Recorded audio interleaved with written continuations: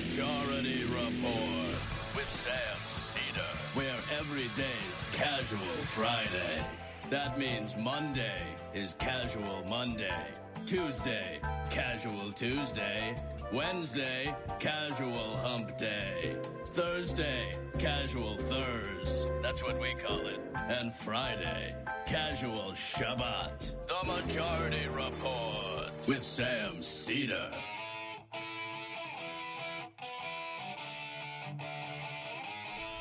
It is Friday, May 18th, 2018. My name is Sam Cedar. This is the 5-time award-winning Majority Report.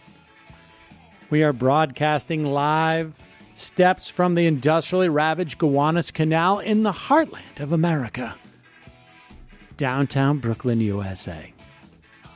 On the program today, from the Uber blog Hullabaloo, Digby, or Heather Parton, will be here with us.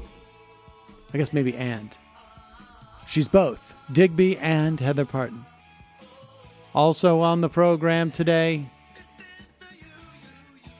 you know him as... Shoot, I can't remember the name of that character on Bob's Burgers. Teddy. No, I was going to... Teddy is the obvious one, but I was going to say Edith. But he's also Teddy. Larry Murphy will be here, jumping off the texting into your ears, ladies and gentlemen. Meanwhile, Santa Fe shooting at a high school, 8 dead. Santa Fe, Texas, I should say. It's outside of Houston. 8 dead as of about an hour ago. Could be more. Just another day in America, I guess. Meanwhile, across the country, questions now being asked, are Dems blowing 2018? Meanwhile, along those same lines, torture czar Gina Haspel confirmed the food stamp cutting farm bill held hostage by the Freedom Caucus so that they can also shut the door on immigrants. Manafort's son-in-law turns, and Cohen's FinCEN records are now restricted. Meanwhile, that racist lawyer that everybody's been talking about has had the worst 24 hours of his life. Democrats in the Senate win a symbolic vote against net neutrality. Meanwhile, the Trump administration cuts funding to any clinic that refers or provides abortions. Jeff Sessions ends administrative closure, possibly deporting up to 350,000 people who are eligible to stay in the U.S. All this and more on today's program, ladies and gentlemen. Casual Friday, another insane week. A lot of stuff happening that's sort of very difficult in my mind to parse in terms of all this Russia stuff. And next week on the program, we're going to have Marcy Wheeler come in and basically separate the wheat from the chaff. The wheat from the chaff. So we'll have a notion of what's actually going on. But separate the HPV from the HIV. Gotta do it. It's medicine.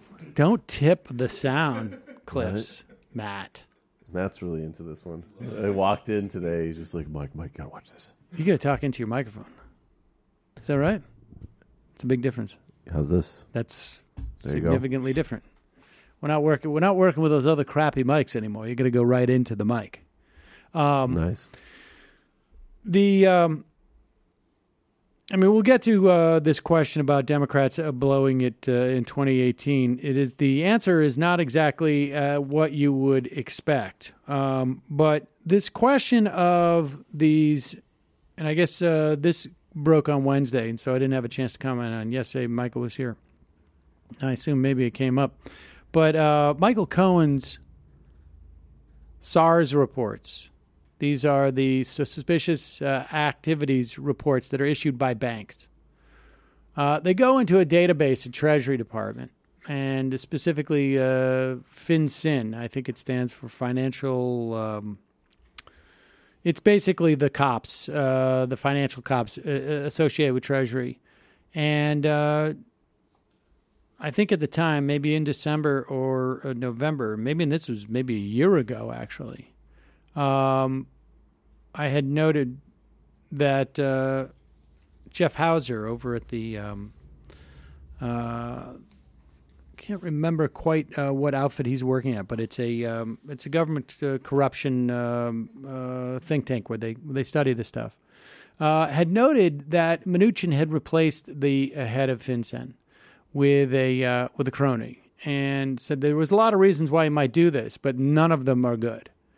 And so we still don't know what is going on with that. But clearly somebody wanted to avoid the opportunity for people to see that Michael Cohen had some SARS reports in there. But we will talk more about that as it goes on. In the meantime, apparently Donald Trump, I don't know what amazes me more about this clip, that Donald Trump is asking, I guess Bill Gates is not a random person, but he's a fairly random person to ask about health questions. And now with that said, I guess there was a conversation about vaccines, and sadly, Bill Gates notes that Bobby Kennedy had met with Trump at one point and was talking to him about vaccines. This is a point where Bobby Kennedy and I have disagreed back in the day when we were both on Ring of Fire Radio, and we talked about it at that point. But here is Bill Gates just talking about how stupid Donald Trump is. I really don't know how to put this in any other way except for to say that the first level takeaway from this is that Donald Trump is an idiot. The second level takeaway is that he's probably been diagnosed with HPV and doesn't really know what to do about it. What? Then the second time I saw him was the March after that, so March 2017 in the White House. In both of those two meetings, he asked me if vaccines weren't a bad thing, because he was considering a commission to look into ill effects of vaccines. And somebody, his name is Robert Kennedy Jr., was advising him that vaccines were causing bad things. And I said, no, that's a dead end. That would be a bad thing. Don't do that. Both times he wanted to know if there was a difference between HIV and HPV. So I was able to explain that those are rarely confused with each other. A lot of people don't know. Well, there's a couple of things. There's a couple of takeaways here. One is Bill Gates really not interested in getting invited back to the White House.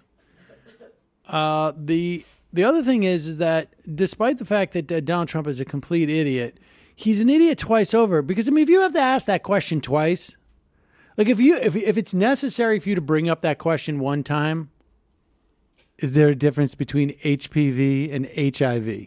Right? One is the human papilloma virus, which is asymptomatic in most people until women get cervical cancer from it. Not every woman. I think it raises the chances of women getting cervical cancer by 20 or 30%, I believe. I'm not exactly sure off the top of my head.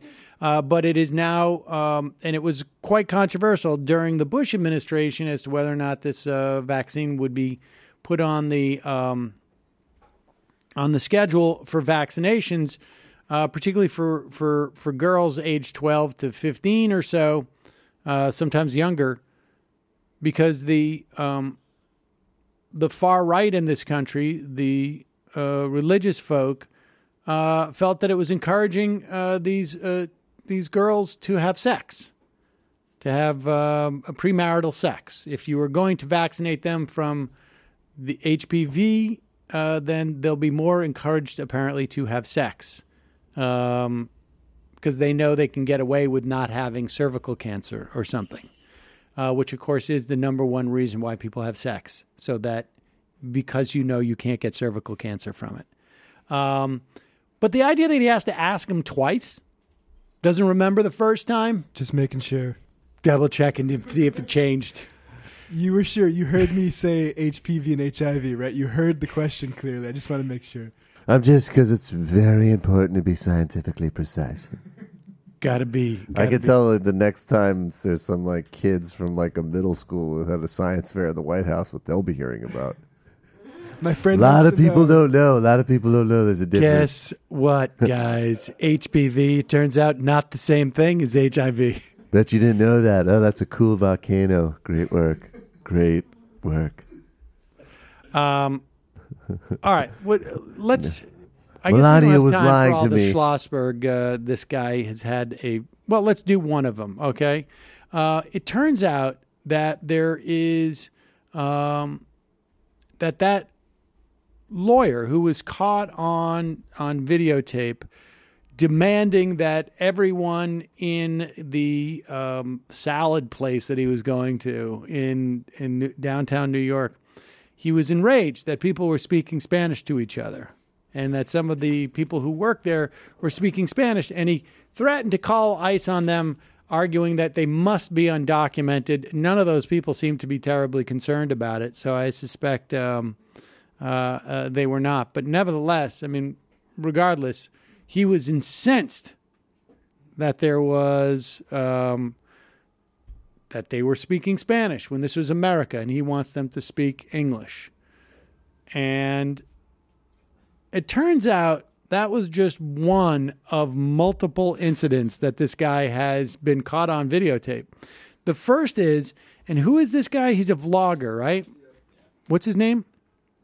Willie Morris. Willie Morris. He's a vlogger. Apparently he's from Boston, or I think from Boston. And he was walking down the street, and he does like a daily vlog. And it just so happens that he had this experience in New York, and so he bumped his normal vlog for this thing. And here he is explaining what happened. He's walking down Fifth Avenue, and at night. October 2016. October 2016. And here, listen to this. And then he just starts cussing at me. Before I go any further, let me show you the video. Oh. What country are you from? Who are you? I'm gonna call the police. You don't run into people. I'm a citizen here. You're not. You're an ugly foreigner. So All right, you. Pause it for 1 second. Fifth Avenue at this point is has one of the widest sidewalks in the entire city of New York. It is, I don't even know, is it 30 feet wide? 25 feet wide? You can see how sparse it is. The guy, the vlogger, says, like, I was walking down the street and I was talking to somebody, and we're on the outside closest to the road, and he makes a beeline towards me, puts up his briefcase, and sort of shoves it right into me. And I guess the vlogger at one point realized, like, you know, you're in that vlogger mindset. You pull out your phone and you start videotaping the guy. And the guy's like, I'm going to call the cops on you because you're an effing foreigner. Presumably, he assumed he was a foreigner from his look, because the guy's just some dude from Boston. But let's listen. You're not. You're an ugly foreigner. So you. I don't know this guy at all. I don't know this guy at all. Let me get a quick picture. Don't worry, dude. I've got you on video. Not allowed to walk on the wrong side of the street. This guy literally just ran into me and is going crazy. I thought he was a friend of yours. I thought he was a friend of yours. Absolutely insane, right? Okay, that's it. So, Wrong side of the street? Did he say that? Yes. What? Wow, okay. And I think it's pretty obvious what's going on there, though. Well, I think the guy resented the fact that he saw this guy he presumed was a foreigner walking down the street with this blonde, you know, sort of like California-looking woman, I guess. I will be home furiously masturbating tonight, and this Mexican has a blonde. Honestly, I have a feeling that we're going to see some like incel stuff come up with this dude later or something. But there's more. There's more footage of this guy. I mean, I have to say that I felt some sympathy for him when I saw a clip of him sort of getting harassed by reporters on the street, and he was running around and he was calling on his phone like, someone please help me. But as these other videos come out, you start to say like, well, you know what? Maybe this is a long time coming, right? Like maybe the thing in the lunch place was just like he was off his medication that day, or he just found out that something, somebody in his family is very ill, and, okay. He's been publicly humiliated. He's also incidentally lost his law offices, like the physical offices. The company that was renting to him won't rent to him anymore. But when you see the other videos, which we will play later in the program. The problem with not having a big social safety net. This is what he's about to discover. Yeah. I mean, if he supported the policies we support, he could lose all of this, but still have health care and housing. And I was going to say, maybe he does, but I'm quite sure he doesn't. But here's the other problem that he has, and it's a classic one. When they first came for the immigrants, I said nothing. And once they come up for the lawyers who are racist, there's nobody left to defend him. That's the problem that he has. All right, we're going to take a quick break. When we come back, Digby.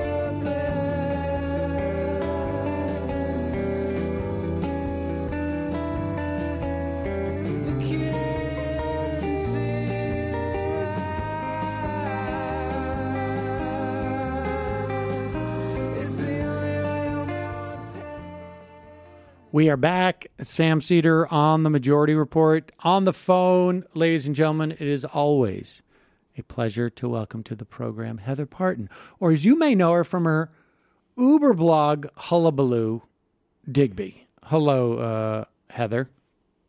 Good morning, Sam. How are you? I'm okay. And now, Heather, I should also say you write at Salon, and you wrote at Salon this week. One of the pieces that you wrote was about something that we talked about earlier in the week, which to me feels like if this had happened in any other administration, it would be a 6 month, maybe an 18-month story, right? I mean, there would be 100 investigations, as there should be, to the relationship between Donald Trump and this Indonesian, resort and complex, and the Chinese investment of about $1 billion into it, in one form or another, sanctioned, if not actually directly provided by the Chinese government. And his follow-up that the restrictions on this Chinese telecom company be lifted. This is a company that is basically has had to go out of business because the Commerce Department shut it down for violating multiple embargoes, including the Iran and North Korea embargoes. And the national security folks say, oh yeah, this stuff, this company is basically used to to put information in our phones that allow the Chinese to eavesdrop on them, right? I mean, it's all there in one story, including Trump's tweets. Like it's got everything. It's sort of the perfect modern corruption story. And, it was off the news in about 12 hours.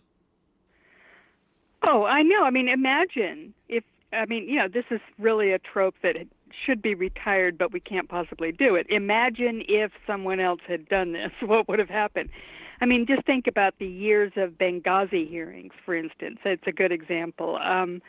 This is nuts, and it's actually indicative of a much, much bigger story about Trump, and the fact that, to me, I mean, all the stuff about Russia is important. I'm not one to downplay that. I think people should talk about it. I think it's important. I think it may be, one of the most significant scandals, ever in American politics. However, on a purely political level, what is the most astonishing thing about Donald Trump is the fact that he is 100% corrupt in every way. And this particular story is a perfect illustration of how that can play out in a president and a party that supports him that refuses to do basically just decides to go for it, and the party and anyone who can hold him accountable says, yeah, fine, whatever you need to do. And that's basically what's happened. This Chinese thing is just one of many. The Trump boys are all over the world following up on, they promised supposedly that they weren't going to do any new foreign deals. Well, there's a whole bunch of existing contracts out there, none of which we know about. I shouldn't say none of them. Some of them we do. The press has uncovered some, but none that the Trump organization has revealed. But one, for instance, was in India. Donald Trump Jr. went over there, was making speeches about, American foreign policy at the same time that he was selling condos. And having meetings with top-level Indian politicians and various, wealthy developers. I mean, there is no better example of the kind of corruption that was anticipated in the Constitution with this emoluments clause. And I think part of the problem is this stupid word emoluments. Let's just call it it's bribes, basically. We're talking about the President of the United States and his family bribing foreign officials and foreign officials bribing them for favors and, using the power of the United States government to enrich themselves. That is what they're doing, and they're doing it all over the world. There's a case in Vancouver with a hotel.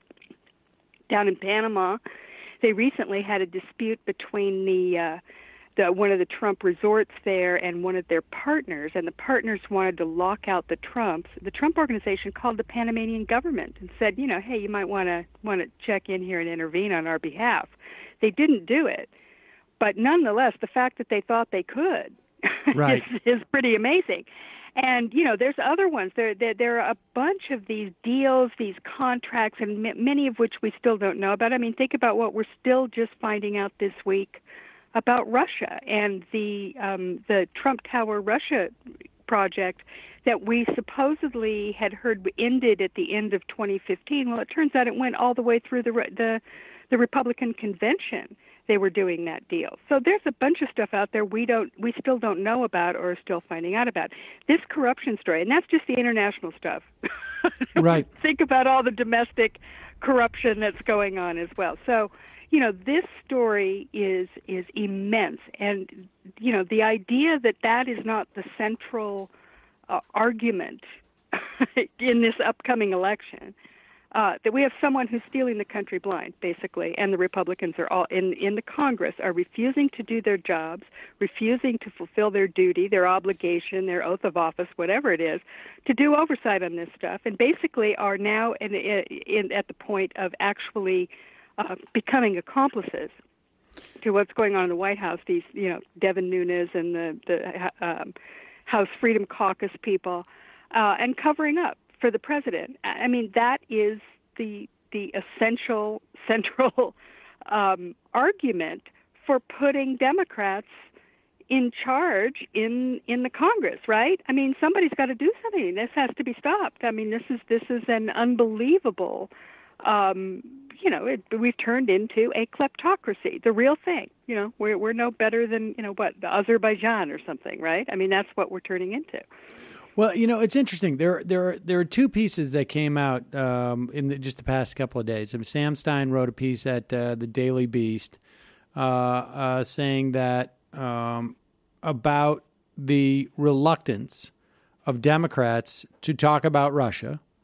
And Jeff Hauser, who I mentioned earlier in the program today, wrote a piece that along the lines of what you're talking about, but that the Democrats are really failing to tie in the Trump corruption as a predicate for what they were going to do. I mean, the funny thing is, right, is that the critique that one would have anticipated someone like myself would be expressing towards the Democrats at this point, heading into the 2018 cycle, is that you have to offer a positive agenda. That seems to be the only thing that they're doing. That if you ask any of the Democrats, and we barely see them on TV, of course, but if you go up, I mean, in Sam Stein's piece, the first thing is, citing Amy Klobuchar in Minnesota, offering an observation on the temperament of the current electorate. They're not asking me about Russian bots, she said of her voters. They're asking me about soybean exports.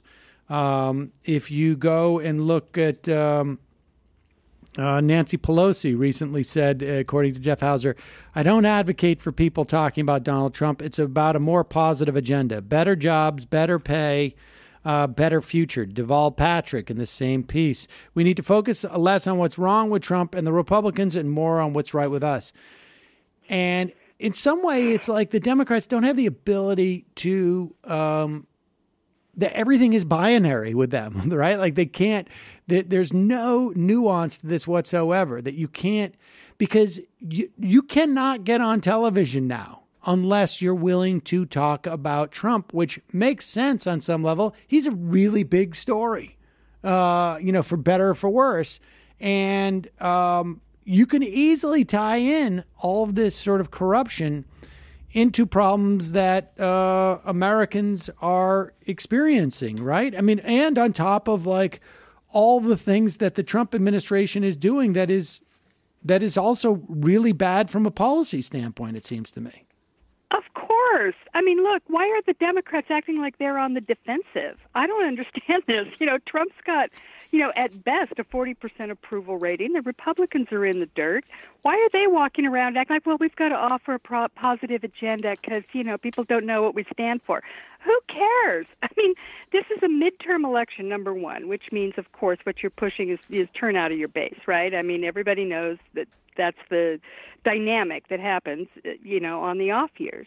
And the idea that you can't tie in everything you believe in on a positive level by contrasting that with the the devil, with the person that the Democratic base is absolute. I mean, we're talking an intensity of loathing for this guy that is so overwhelming that if you can't weaponize that politically and get people out to the polls on that basis and use that as the sort of jumping off point for how, what he's doing in contrast to what you're doing or what I was talking about.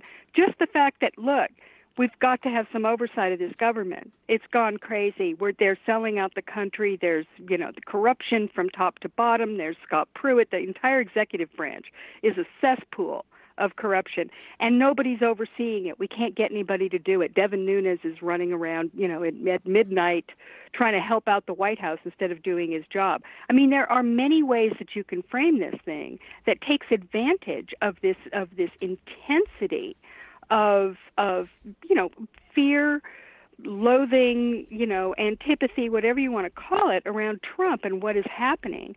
That I honestly am absolutely stymied as to why the Democrats are taking this. Now, I assume they've done focus groups and polling, which shows that people want to hear a positive agenda. Well, people always say that. People, of course, we want people to work together. We want bipartisanship. There's a lot of things people say. But good politicians, it seems to me, should be able to understand the zeitgeist and get that this election is truly, I mean, for one thing, it really is critical. It's critical that there is some oversight. I mean, this isn't just, I'm not just talking about this as a, as a political strategy.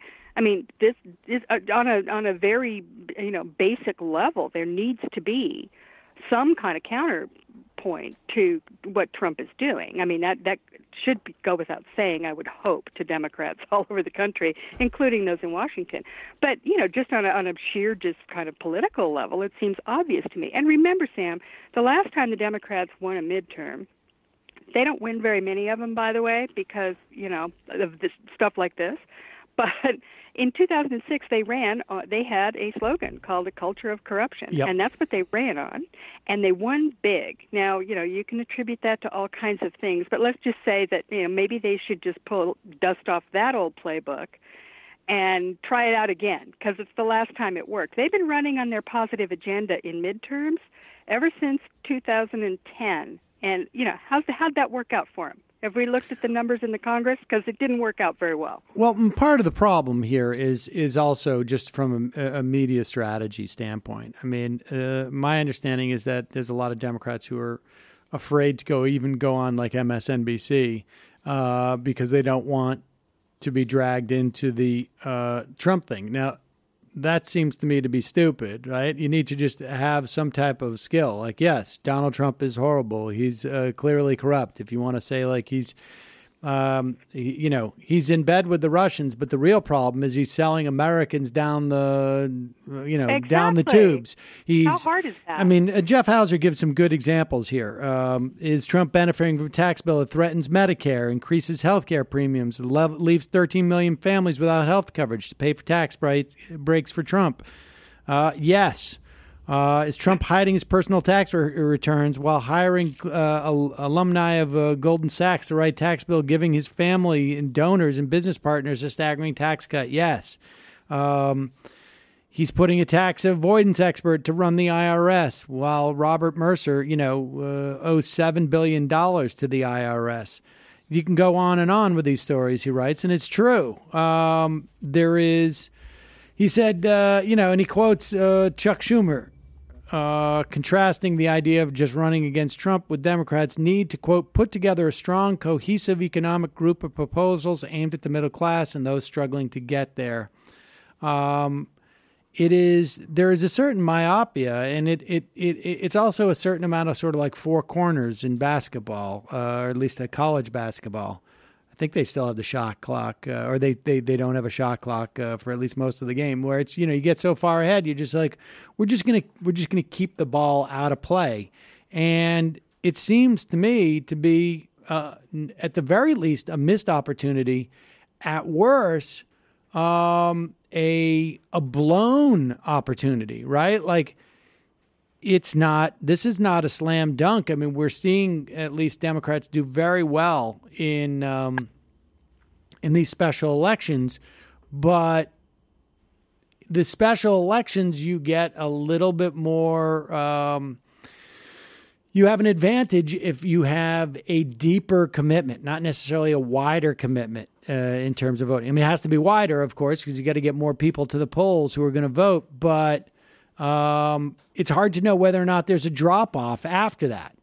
And this is the problem. And you combine that with the gerrymandering, Democrats need to go out and they need to win by 11 percentage points, I think, to really, gain a significant advantage or a majority, at least in the House. I mean, the Senate, who knows? But, you look at this Gina Haspel thing, and it's really problematic. We had 5 Democrats vote for Gina Haspel: Manchin, Heitkamp, Joe Donnelly, Bill Nelson of Florida, which is scary because it leads me to believe that he's afraid. Mark Warner, Jean Shaheen of New Hampshire. This is a bad sign, it seems to me. It means that they are feeling vulnerable, which of course some of them obviously should be. But it also suggests that they think they can rope-a-dope it in a way, rather than going out and actually fighting against this, right? Well, that's what it sounds like to me, and I think that is extremely short-sighted. I mean, as you say, there's a structural impediment that exists for Democrats to win due to gerrymandering and the sort of the fact that 6 years up it comes is more Democrats are up for re-election than Republicans. So they already have a disadvantage going into it, and I think that most people thought before the Trump phenomenon that the Democrats probably wouldn't be able to do it. It's Trump, and that the shock and horror of his election and then administration that's actually making it possible for them to potentially win the House and possibly win the Senate too. I mean, I don't think that's off the table. And the fact that they're being cautious in this moment just strikes me as bizarre. I mean, if you're not going to go for it at a time when people are anticipating the possibility of a wave, when do you go for it? And I guess you don't ever. I mean, that just seems to be the Democratic position. Now, to me, one of the things that I truly just I will never understand about this is the idea that they somehow think that all these people in the Democratic Party and, on the left in general, whether they're Democrats or Greens, Independents, whatever, they've been taken to the streets in massive numbers.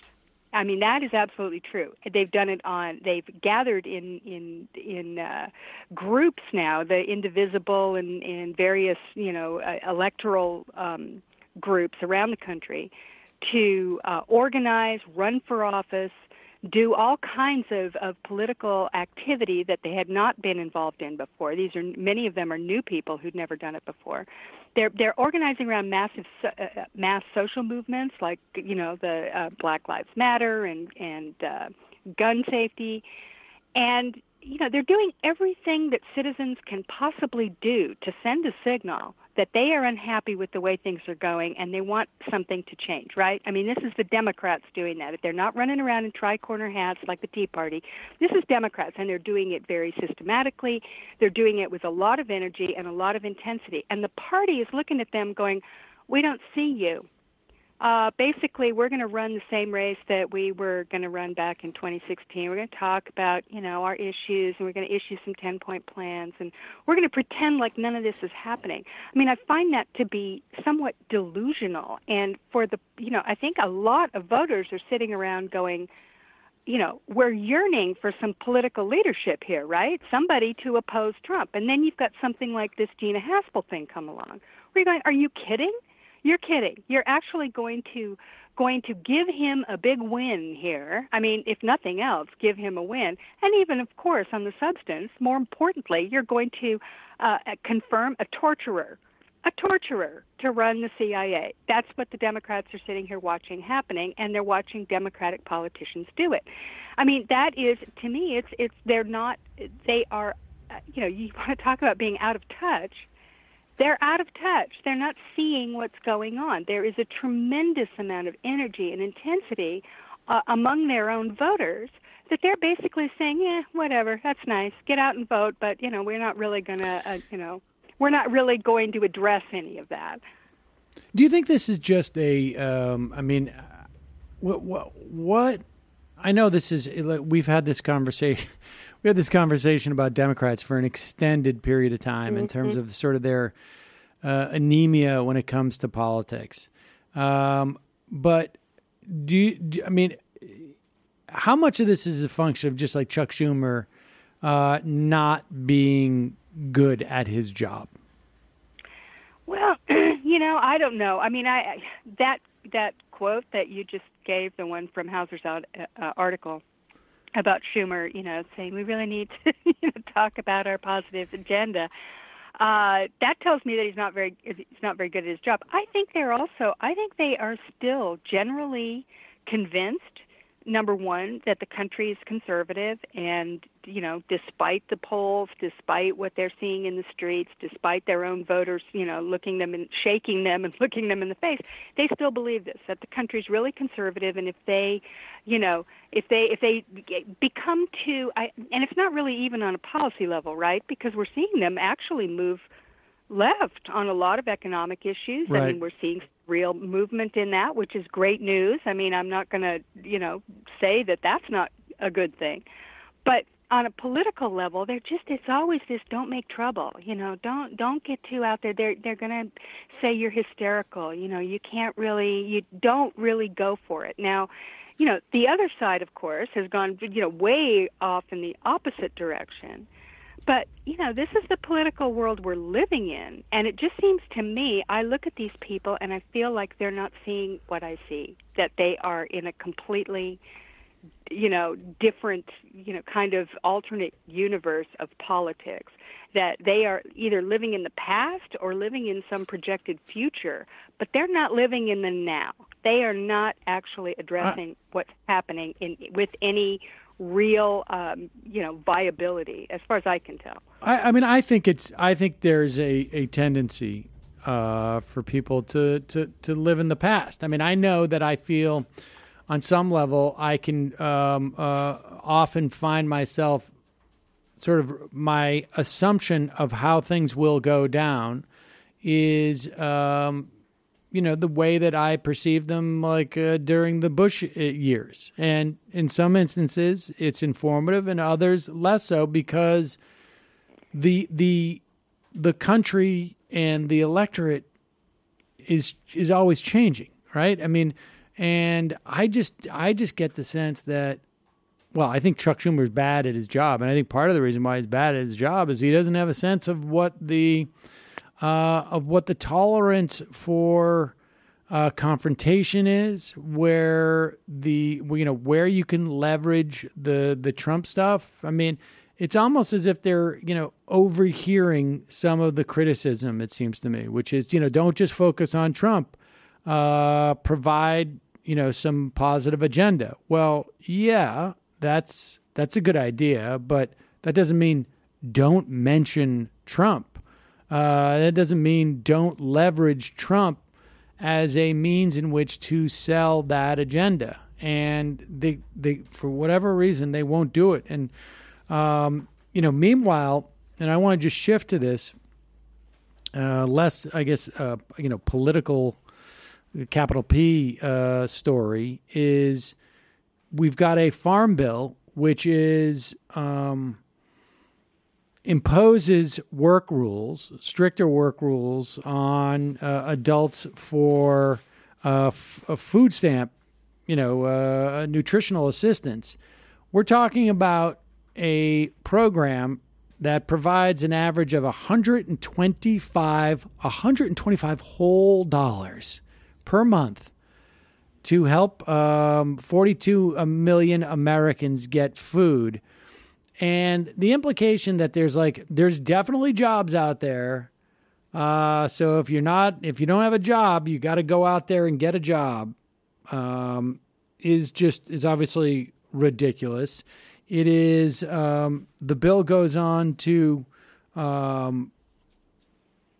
provide, like I say, the stricter work requirements for the bill. It also goes on to gut the school kids nutrition program, which I guess was really annoying because Michelle Obama was involved in promoting it in some fashion. And so that's bad, despite the fact that it's clearly improving child nutrition across the country.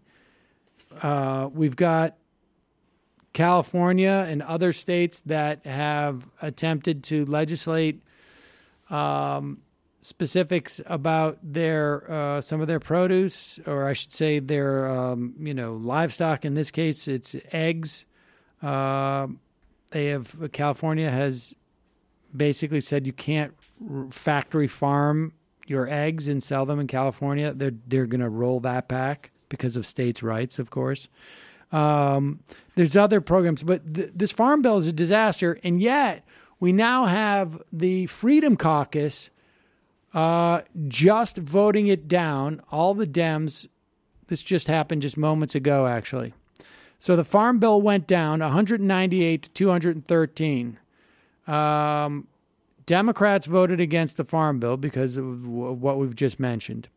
And the Freedom Caucus also voted against it. 30 Republicans voted no. No Democrats voted yes, because they want an immigration vote from Paul Ryan and to impose further sort of draconian measures against immigrants. This is all real and horrible stuff that's going on.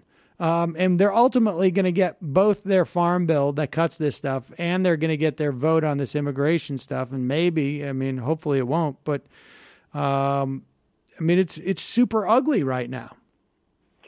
It's extremely ugly. And, a lot of this comes from, the fact that none of the Democrats voted for the Farm Bill is actually kind of a big deal, especially considering what we were just talking about. Yep.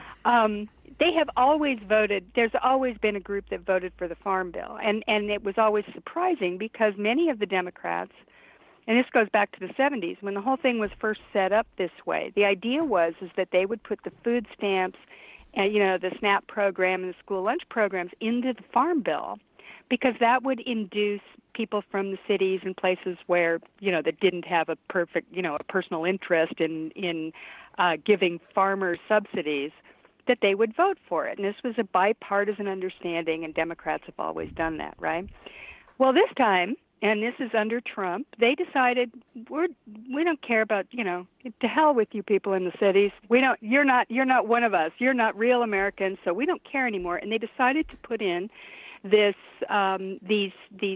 draconian, work requirements and various other cuts to programs that mattered to Democrats. And as a result, the Democrats actually hung tough, and that's including people like Colin Peterson, the most right-wing Democrat in the Congress.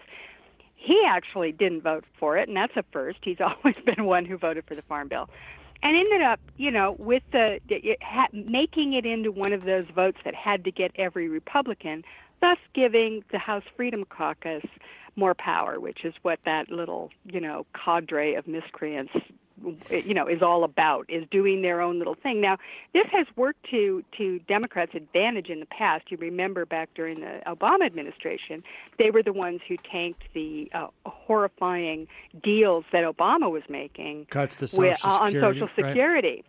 And so, thanks to the Freedom Caucus being unwilling to take yes for an answer, those things did not happen. And so that same dynamic is kind of at play here. But, of course, it's completely different when you've got what they're actually holding out for here. They're pretending they care about spending, which, obviously that's a lie. But what they really are holding out for, I think, is this immigration bill. That's their end game. I could be wrong. Maybe there's more to it, but I suspect that that's what it is.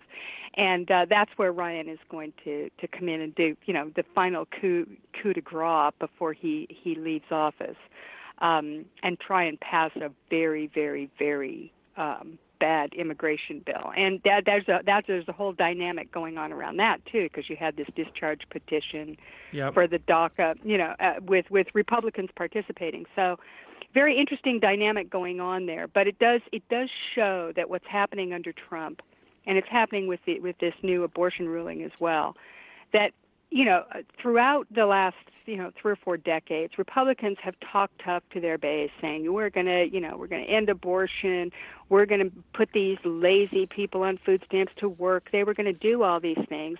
But of course, when the chips were down and they got in there, they're going, maybe we can't really go that far. We're just, a lot of it was just talk, right?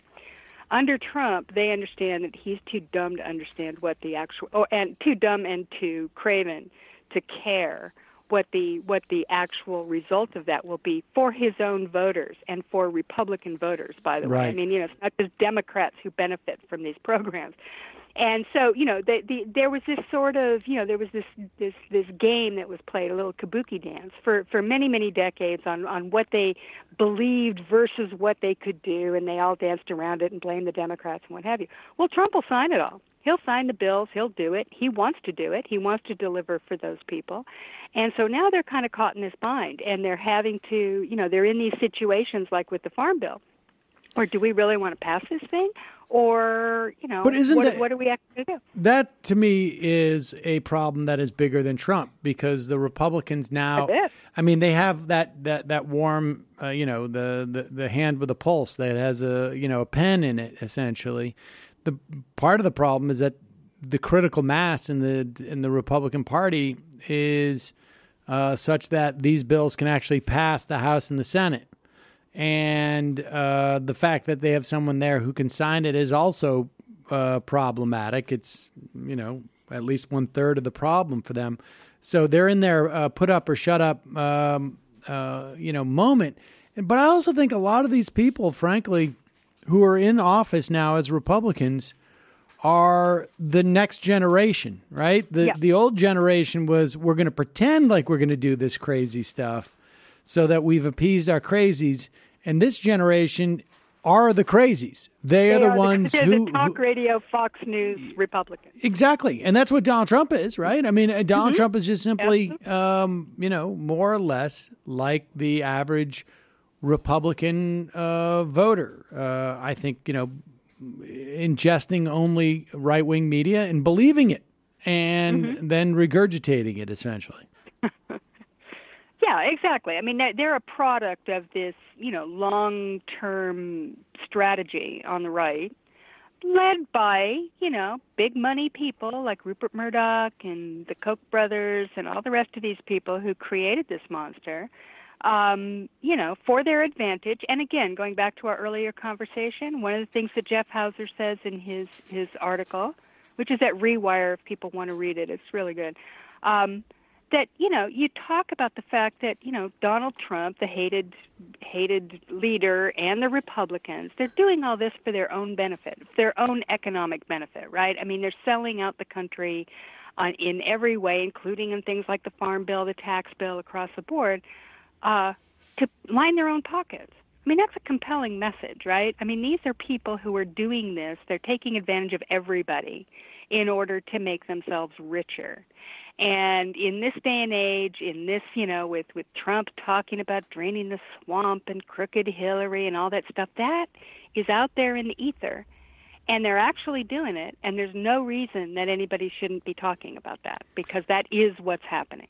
And the reality is, it's the only way that anybody's going to hear you in this. Yeah. I mean, that's just the bottom line. Whether you like it or not. Whether you like it or not. That is. You go to war with the media you have, I guess. Exactly, and the way that people are hearing things. I mean, let's be fair. It's not just the media pushing, Donald Trump is bad stories. It's, well, number one, Donald Trump is bad, so that is a big story. But the other is that this is how, people are hearing this stuff because of the fact of his existence. I mean, he is just someone who is so shockingly unfit and inappropriate that it's that train wreck thing, right? You can't take your eyes off him, even if you want to. You can't. It's just there. The carnage is all around you. You have to see it. And so, politicians have to deal with that reality. That's where we are. And a good politician should be able to parlay that into into their own benefit. And I think the Republicans, weirdly, they probably are. They're making it work for them. They're just creating an alternate universe. And, an alternate universe where Donald Trump is the most accomplished president the country's ever had, and he's on the verge of winning the Nobel Prize. And that's what those people believe. So, Democrats are just standing around, looking around going, gee, I don't know what to do. I mean, they want to put people to... I mean, how can you not be able to... take advantage of the fact that Trump is tweeting that about these work requirements. I mean, this is a guy who's, he's allegedly a billionaire, and he's out there telling people, yeah, you're hungry, well, go work for it, assholes. I mean, that's, come on. it really, I mean, hopefully we'll see some type of, I don't know, some type of shift, but I worry. I think that just Chuck Schumer just seems to... I'm counting on the locals, I got to tell you. Right. I'm hoping that on a local level that people are reading their own people. They know what they're, how to, they just have an instinctive ability to be able to talk to their own voters. And they've been very successful so far in the the special elections, and now coming up in the primaries. So that's all we've got. The national politicians, forget it. They're just they're doing their own thing. Cable news will take care of Russia and the corruption. hopefully the local politicians in their own races are able to, tie all this into their local issues, into their local people, and somehow it will work out. But that's where I'm at. I don't have any hope that Chuck Schumer or Pelosi either, which is kind of disappointing, are going to be able to lead this in lead the blue wave. You know what I mean? The wave is going to have to come up from the bottom all by itself. Heather Parton, Digby from the blog Hullabaloo and Salon.com. Thank you so much for your time today. Really appreciate it. Thanks, Sam. Nice talking to you. All right, folks, we're going to take a brief musical interlude, and I'm going to call Larry Murphy on the phone and get him on the program. Larry, of course, was Assy in Assy McGee, and has some other roles. I don't know. We'll ask him about it. I'm not 100% sure. All right, folks. Quick break. We'll be right back with Larry Murphy.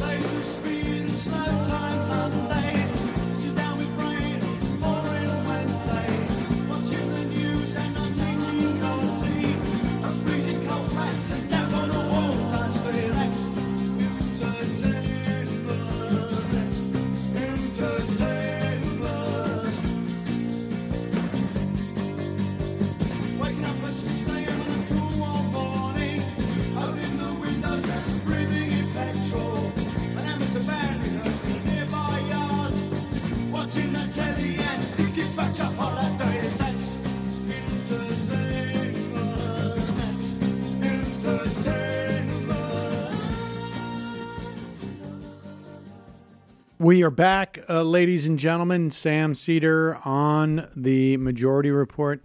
Ladies and gentlemen, it is always a pleasure to welcome to this program.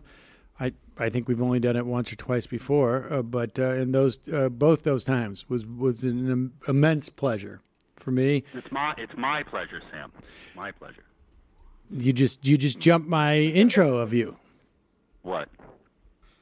Is it coming? Ladies and gentlemen, Larry Murphy. You may know Larry Murphy as the actor from Abington, Massachusetts.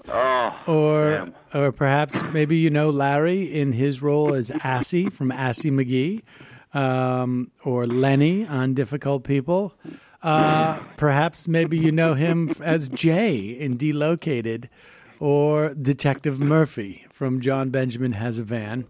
And of course, he is Edith on Bob's Burgers, playing aside me in my portrayal as Harold. And he's also Teddy. He's also Teddy.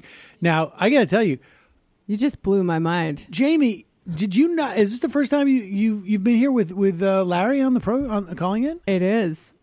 Hello, Jamie. Jamie is very, very excited about Teddy. Apparently, she's a huge. Wait, we did this before, didn't we? We did. Did we? Was that with Kelly? I think so. Are you confusing me with somebody else? Maybe not. That's a long time ago. We did this before. I feel like we talked about. Yeah, I've been working here like 6 months. Has it been 6 months since you've been on? I think so. Maybe. We've done this exercise before. Well, Larry, it's a real pleasure to talk to Jamie. It's a real pleasure to be on Majority Report. I can't wait to talk about politics. I would remember that if you did it before, because it's delightful. There you go. You've made Jamie's day. That's her ringtone now.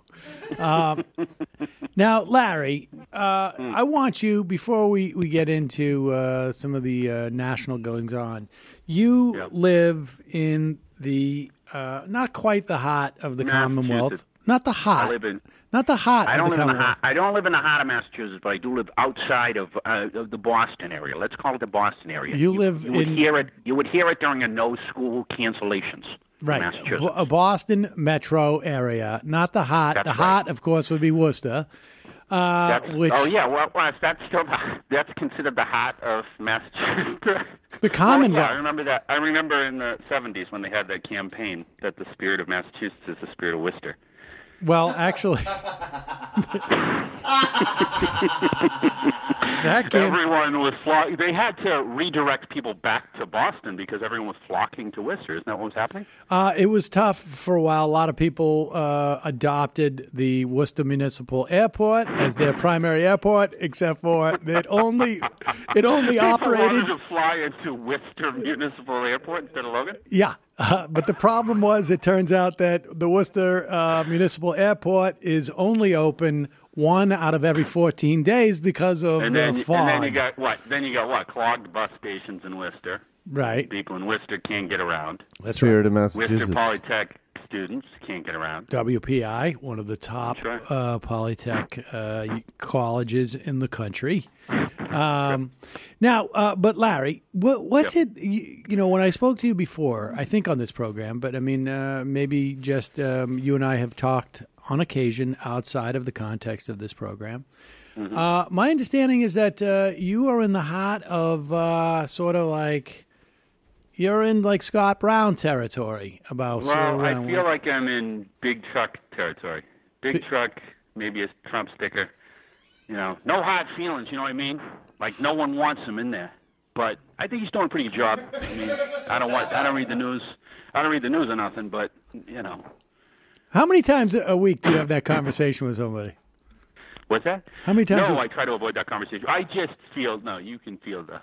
I feel like with Obama there was a double standard, and like he's doing like things that Obama did, but now it's a problem. And like, I don't hate Obama or whatnot, but I just feel like we need to come together as a country, and like maybe you shouldn't come here illegally. No, that's exactly what I've been saying the whole time, Michael. That we want to have some unity. I mean, come on, we're all Americans, right? That's an undeniable fact. You know, No, that's a true fact. Not to mention that Massachusetts is one of the original colonies.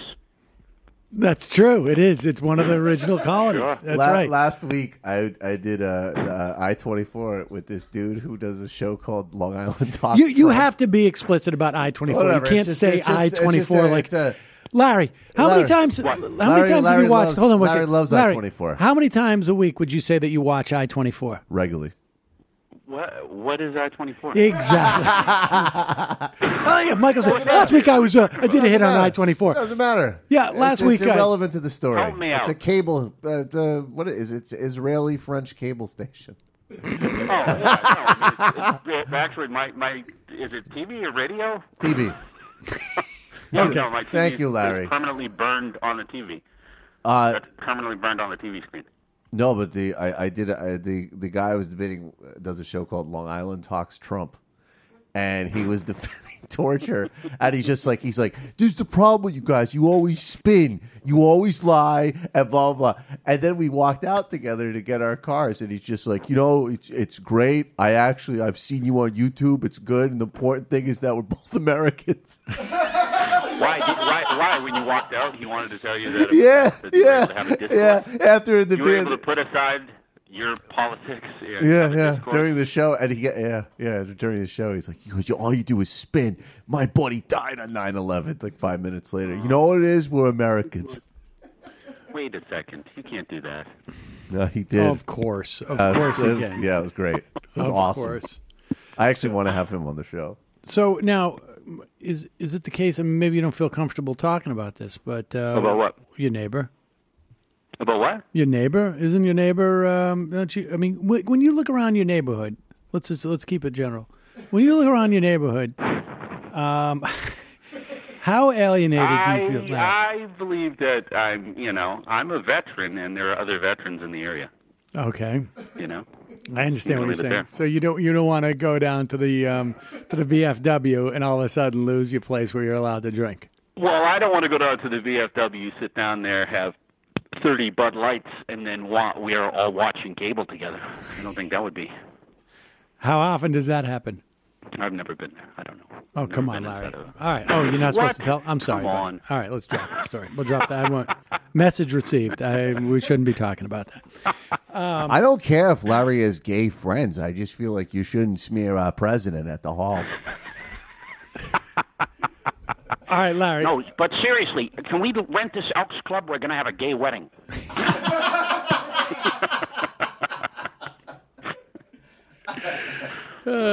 Talks with that Jew on that's YouTube. Not gonna happen. All right. So, Larry, I want to play you a clip now because I know that you come from a family with a lot of police officers who are represented, right? I mean, you're part of the Thin Blue Line.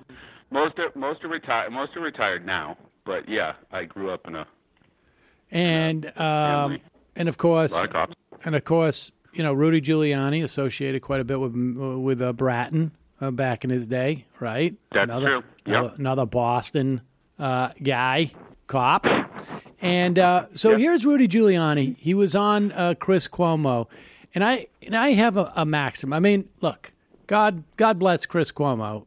Just I don't know why, but just God bless Chris Cuomo. I just feel like I should say that. I should preface it by saying, when Chris Cuomo completely dunks on you, I think you have started from a position of weakness. I would have to say. Why, do you think it's like being dunked on by Teddy? I mean, on some level, here is Chris Cuomo, who just basically it's almost like sometimes you see in New York City video cam footage, like overhead, security camera footage of like somebody beating up an old man or an old woman at an ATM. This sort of has that same feel. This is the footage from last night. It was this last night, or this is from this morning? What's that? Oh, that's not from this morning, is it? Yeah, this is from this morning. It is, okay. Yeah, listen to this, okay?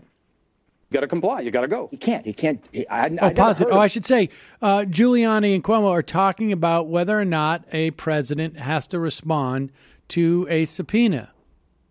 You got to comply. You got to go. He can't.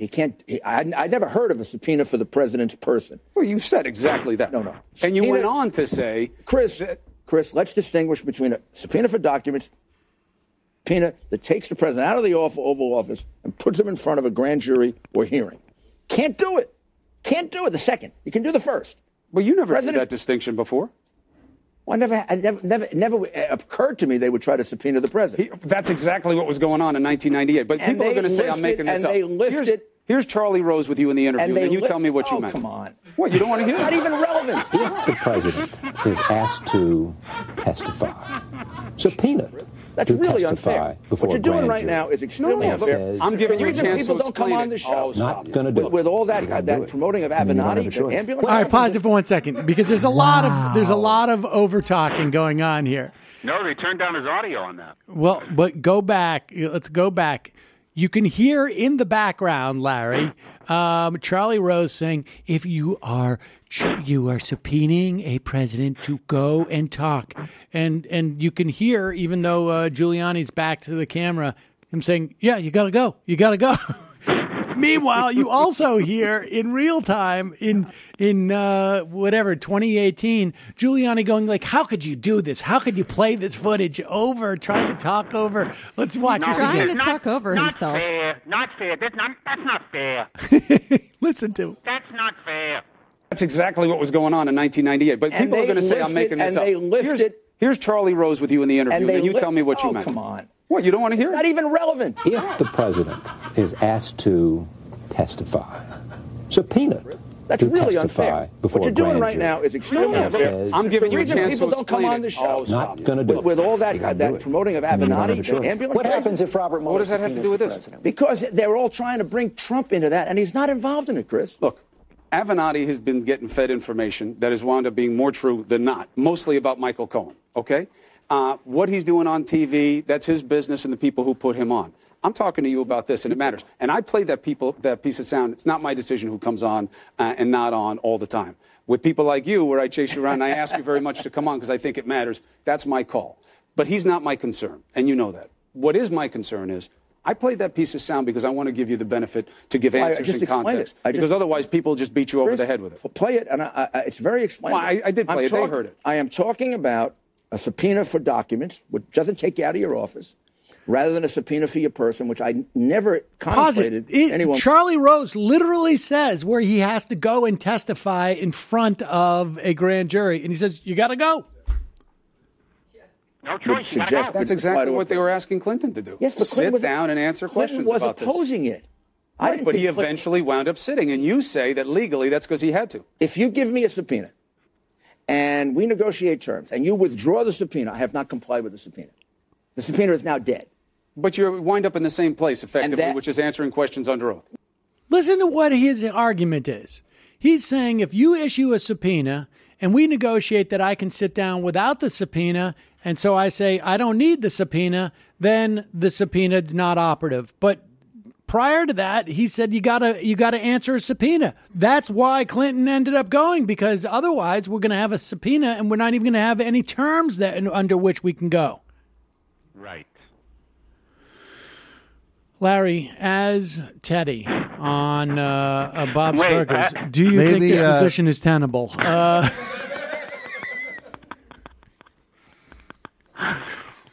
Maybe remember what was it? Do you think this position of the Trump administration is tenable based on your experience as Teddy on Bob's Burgers? Do you think that he's going to be able to deny it, avoid the subpoena? I'm going to answer that. I'll answer that as Giuliani. Go ahead, please. First off, Sam, can we agree that all is fair in love and war and elections for national office? Agreed? Sure, we can agree to that.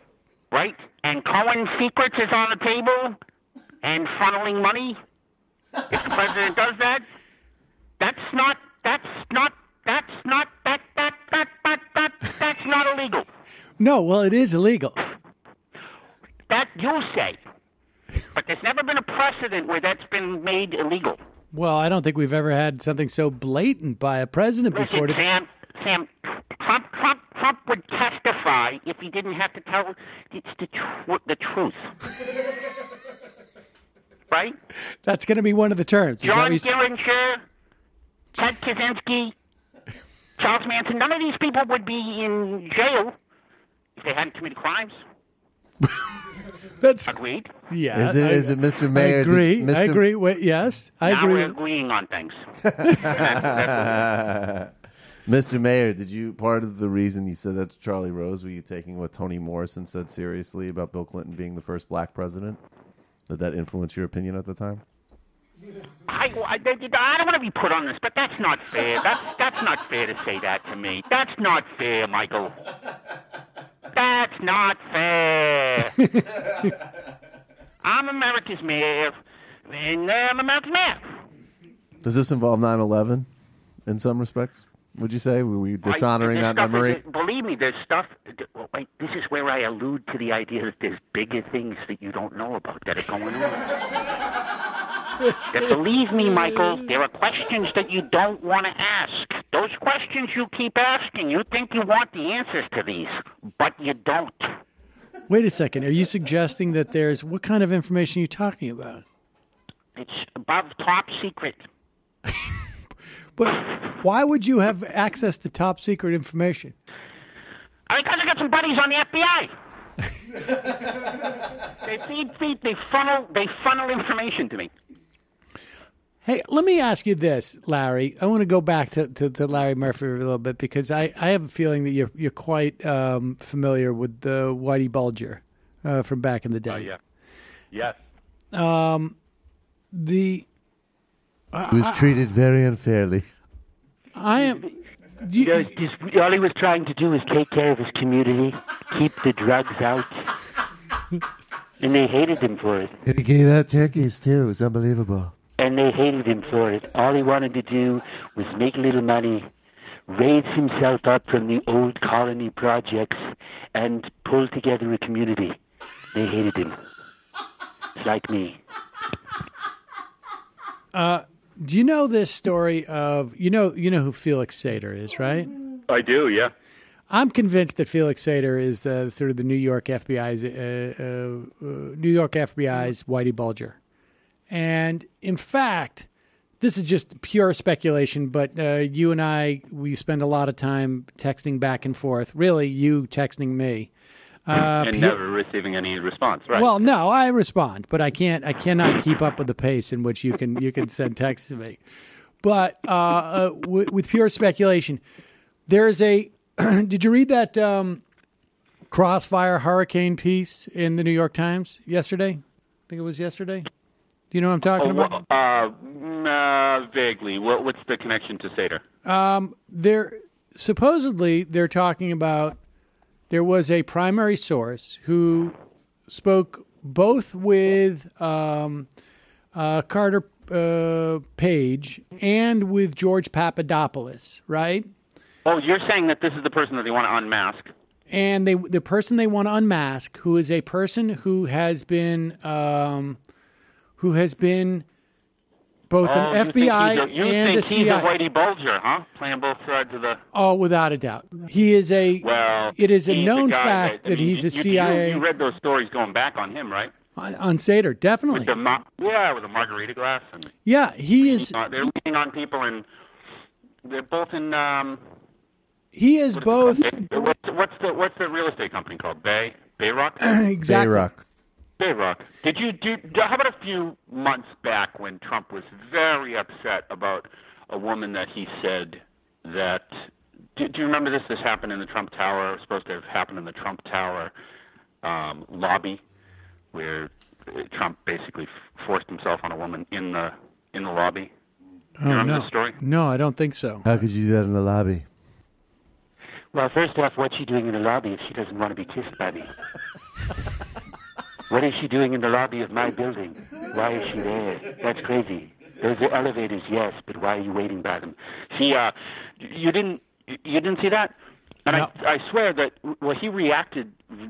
Trump reacted to that story in a crazy way, and it was because basically I didn't think he was upset about that. I think he was upset about the fact that mentioned in that was the fact that she said basically Trump 24/7 and the majority of the time was up there because he was doing business with Bayrock.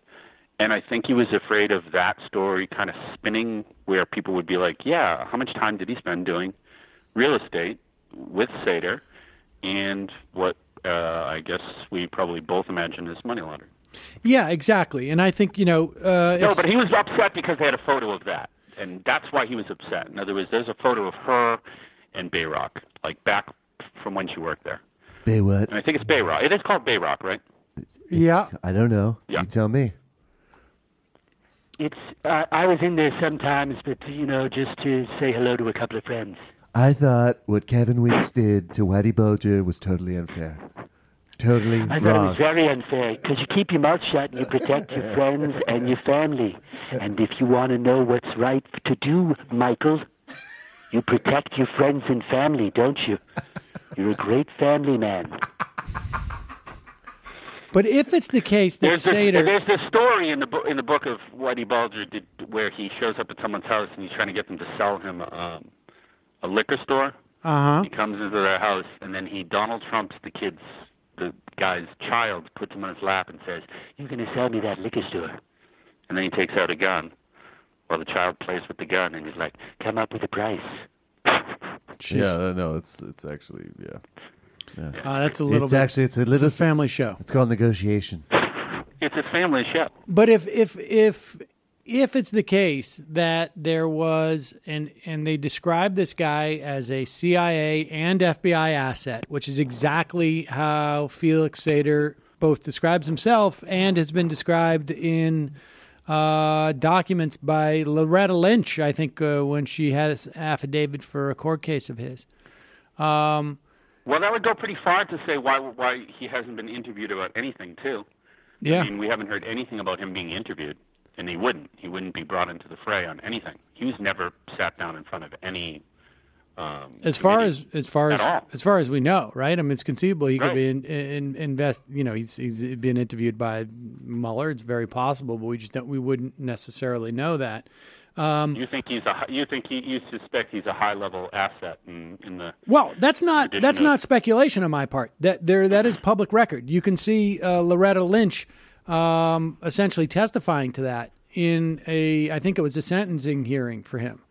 Or that court case. Oh, that he had been helpful in some specific case? Oh, in multiple cases. In general, Really? that he was an FBI asset, and I think somewhere else it says he's a CIA asset. He's certainly claimed that publicly recently in the past 6 months. Yeah. Here's a guy who was special advisor to Donald Trump in 2012, and by special advisor, I mean that's what he had on his business cards, right? And so, if you are an asset who they're using to track arms sales, they're using to track flows of money and whatnot, the idea that you would work for a huge dupe who is has a bunch of real estate in New York and has absolutely no scruples and no intelligence to figure out what you're doing, Donald Trump would be like perfect the vessel, right? Check. And Trump probably also got used to being able to get away with stuff. Could you imagine they're like facilitating like an illegal, like an arms deal through Uzbekistan? He comes in, he's just like, guys, I just found out that HPV is an HIV. Exactly. I mean, honestly, that's what's going on. Hey, what was that about? Hey, what was that phone call about? I just found out that HIV and HPV are not the same They go like, boy, close call. Donald, what the hell is going on? Did the Uzbekis find out? No, what? It was my No. doctor. He just found out that they're not the same thing. Totally. Now I have a lot of questions for Melania. Why has she not been peeing on me? Excuse God. And then it turns out that the FBI is like, we've heard from some ambassador from, one of the top ambassadors from Australia that some of the people on the Trump campaign are talking about, some type of relationship with Russia. Go talk to them, and Sater's like, sure, I'll do it. I mean, it. Wait, at what point? At what point is that supposed to have happened? Well, according to Crossfire Hurricane, this Crossfire Hurricane story, this is the guy that Nunes says is So this is the person that but yeah, again, it's a little bit of a Nunes thing where if you open it up, it just blows up in your face because these are names that haven't been bandied about since the beginning when people were like, Trump's corrupt, and then they mentioned someone like a Sater and mentioned that he went to jail for carving up someone's neck with a margarita glass and what a bad guy he is. But no one has said his name recently, and so I mean that doesn't help them if that comes out. No, I think it doesn't, and it also doesn't work as the idea that there's a spy, which Giuliani, when he was pressed on that, was like, "There's no spy. We don't know that there's we don't know. Maybe." It really is incredible. I mean, yeah. But do you know what the thing that seems to be the biggest thing I see that's lost in all of this is even if you want to say that there was a spy. At the time when he takes the nomination, Paul Manafort is under investigation by, I think it's 4 or 5 federal agencies on that night. For multiple years, right? Yes, since 2014 at least, and most of it's fiduciary crimes, I think, but they're not under the same umbrella. It's different federal units that he's already under investigation, and it's not a secret. It's known. So I don't know what I mean. Like he chose him. Do you remember when he wanted to give him a role in the White House? Yeah. Well, Manafort. He wanted to give Paul Manafort a role in the White House. I think I've forgotten that already. And it was basically like everyone just collectively shook their head, like, no, that's not. He knows a lot of stuff, though. Yeah, but he's a smart guy. You got to sit in a room with him. You know what I mean? He also knows most of the best restaurants. The best restaurants. He also owns a couple of buildings that he doesn't take proper care of in Brooklyn. So, smart guy. Yeah, he knows some places. And he also used to work for a casino operation in Trump Tower that I had. Brought a lot of good people in there. Russian people, moneyed people. Wait, I thought SARS was HIV.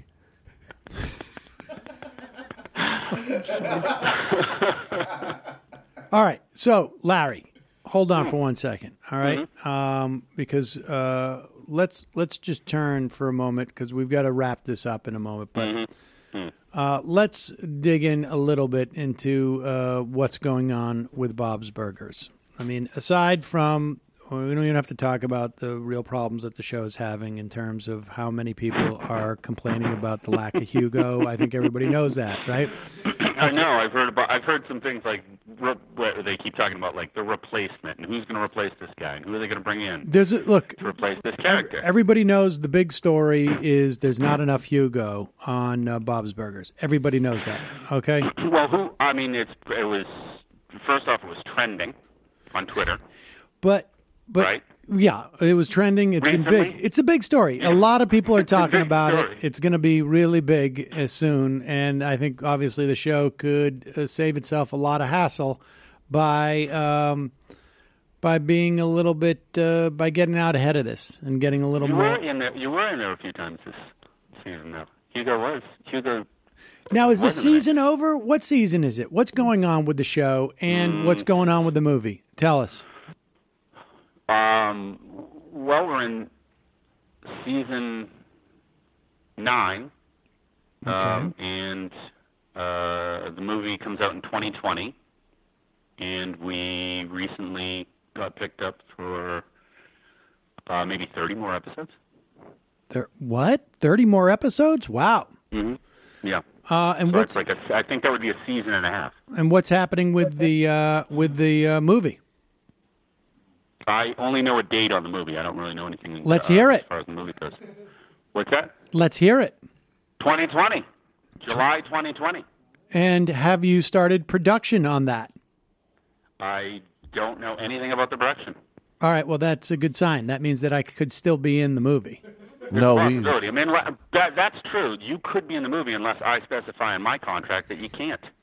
Or I have my lawyer try to. I don't know if my lawyer can do that, but I can try. Does your lawyer still take your calls? Honestly, you absolutely need to be included in the movie. That's not going to happen without the movie. Won't happen without you. I think that probably everyone will band together and make sure that it would never happen without you. Well, I am definitely holding you to that, Larry. And now that you've said it on air, it's happening without you. The Sam Cedar Entertainment Story. I mean, I'm here with the guys from the studio right now, and everyone's like, "Yeah, no, it definitely won't happen without him." I'm here with the movie studio guys. Oh, you're hanging out with the movie studio guys right now. I'm in Los Angeles. I'm in one of the studios. Is that right?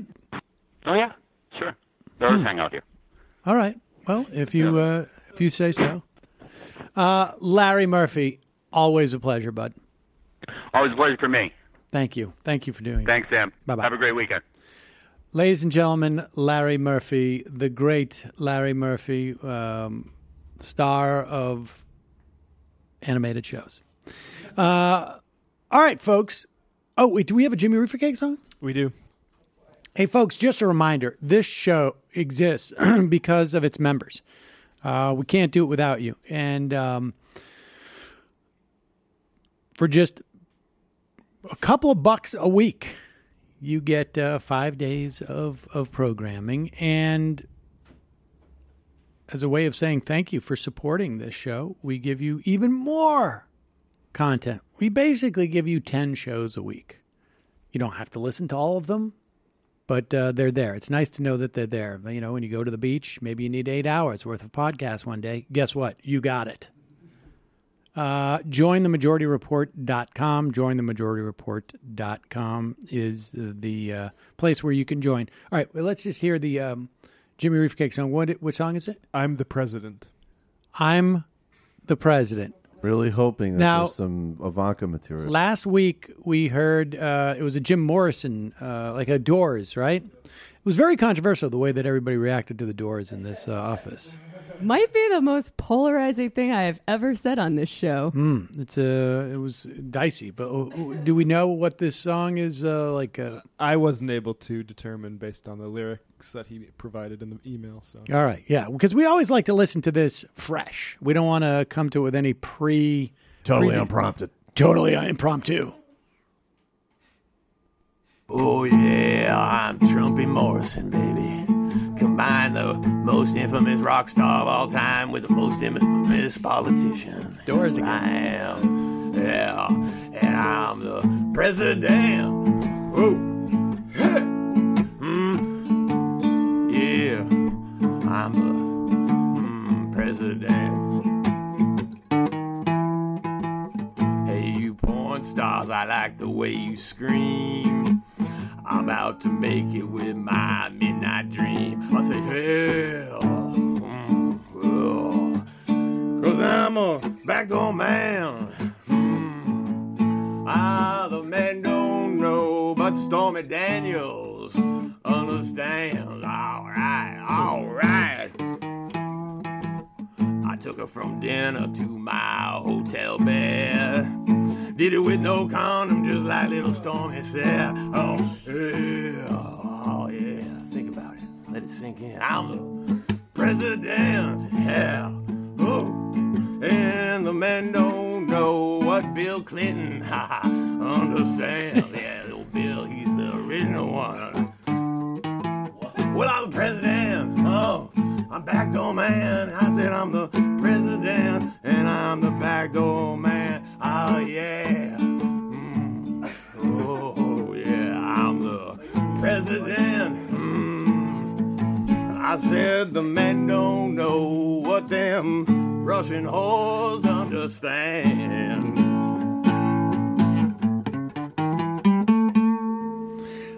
I feel like sometimes Jimmy gets on a jag, and I think Gets a little overly I appreciated the Doors last week, but I feel like maybe it's time to maybe that's been mined.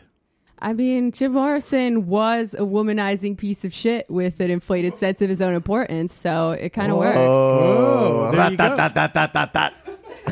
Bop, bop, bop.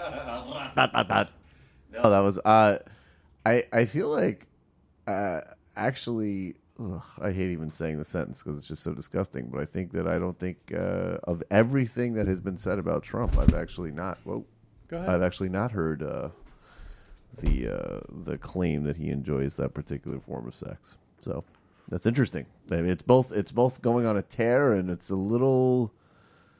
It's not there. It's not on the public record. The Ivanka stuff is certainly there. The Stormy stuff is there. The Russian stuff is there. But I have not.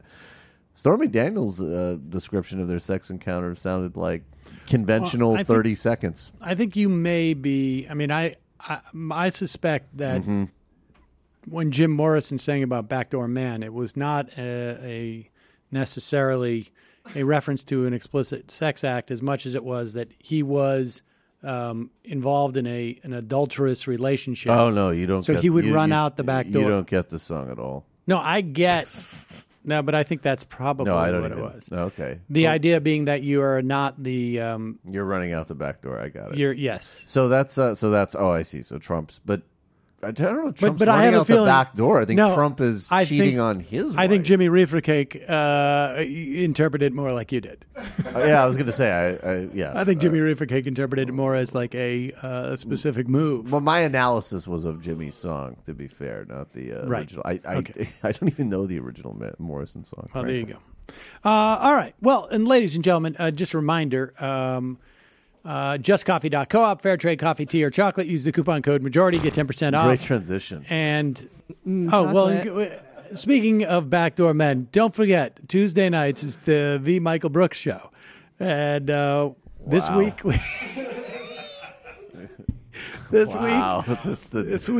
Bhaskar Sunkara and Allison Hartson, who is running for Senate in California.